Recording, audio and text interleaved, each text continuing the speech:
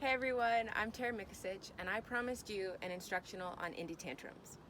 So, tantrums are a trick that come super easy for some people, but for me, that was not the case. They were really unnatural, and because of that, I relearned them over and over, and I just kept trying to find ways to make this trick feel easier.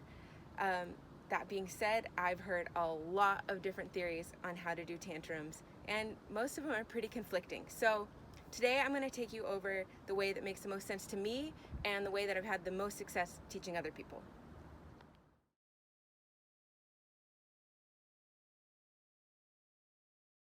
If you can already do a tantrum, but you really struggle to get the grab, we're probably going to have to rework your approach a bit.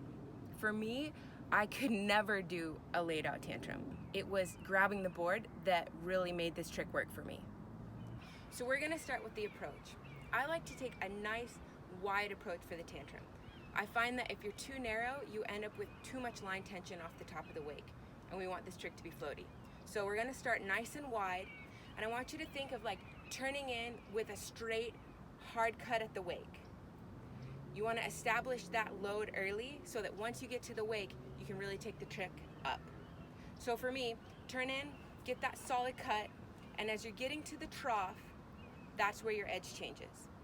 I know a lot of people say you want to square up, you want to turn your back to the boat or to the wake, but for me, I really struggled with that concept because it always put me really heavy on my back foot when I would turn. So to avoid that, the way that we're going to square up is by bringing the board underneath us at the top of the wake.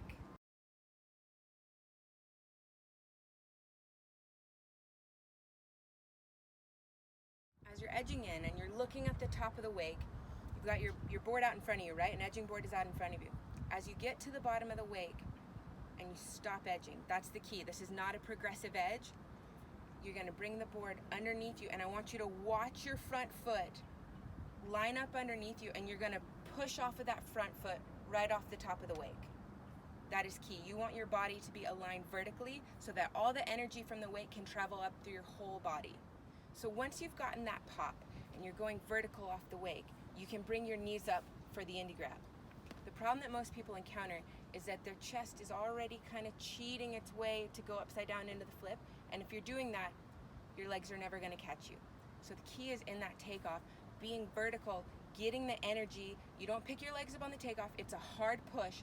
Once you've gotten it, then you kick your legs up towards your chest to get the grab, and it will come so much more easily.